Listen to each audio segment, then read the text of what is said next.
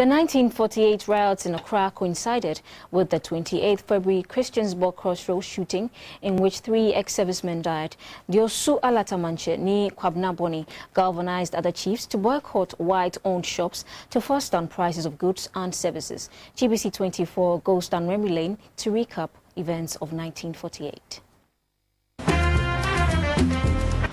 This is present-day Opera Square. During the colonial era, this area was the commercial hub of Accra. At the time, a group of foreign trading companies formed a union called the Association of West African Merchants, simply referred to as AWAM. In 1948, the people of Ghana, then a British colony, had very little say in the political and economic life of the country. During World War II, large trading companies, almost all of which were owned by foreigners, increased the prices of scarce commodities to make more profits. These companies mainly sold European merchandise.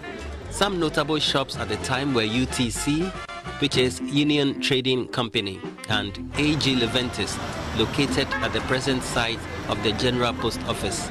Others were UAC, or United African Company, and CFAO. This building is the original Kingsway, built in 1914.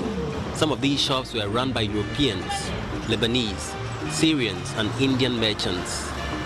They fixed and maintained uniform prices for all the goods they sold. So whichever shop one went to, the prices were the same. These are some of the items those shops were selling at the time.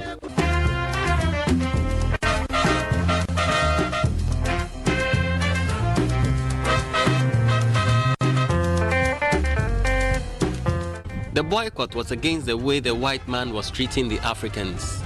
Nii Kwabena Bonne, the Osu Alata Manche, is credited for rallying the masses with his anti-inflation campaign, which he personally financed.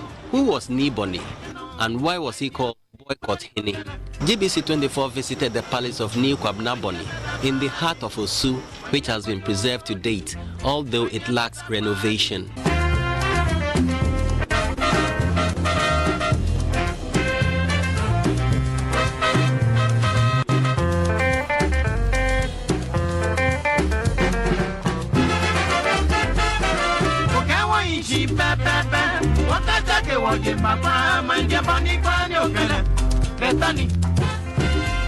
The caretaker of the facility, Nii, told the news team the role Nii Bonne played in galvanizing chiefs across the country to join the boycott.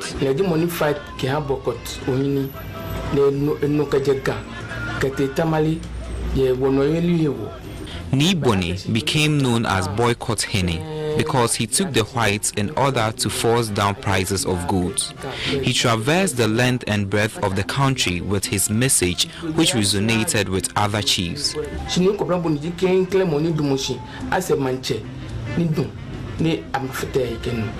senior citizen, Mrs. Jerofin Taki, recounted some of the events of 1948. At that time, we were at Swalaba. It was interior of the town, and most of the things happened from Bartholomew, now where you call 28th February Road, going to Post Office. Most of the things started from there.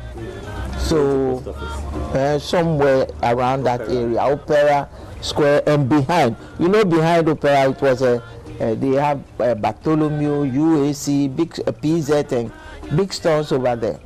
So all the agitation started from there, and then before it started, it extended to Post Office, then spread to Opera, and before it went ahead to other places. The peak of the boycott coincided with a peaceful march by some ex-servicemen to the Christiansburg Castle at Osu, the residence of the then colonial governor. The old soldiers who had fought alongside the British troops during the World War II were going to present a petition to the governor over their unpaid pension, but were stopped by the police. The GA traditional drama troupe reenacted the Crossroads shooting, in which the British superintendent, Colin Emery, personally shot and killed 3 ex-servicemen and wounded some others. Washika!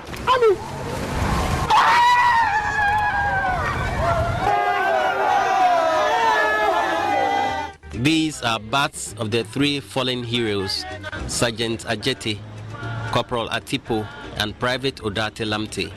The name Nii Kwabena Bonne, the Osu Alata Manche, will forever be remembered in the history of Ghana for the notable role he played in Ghana's independence struggle.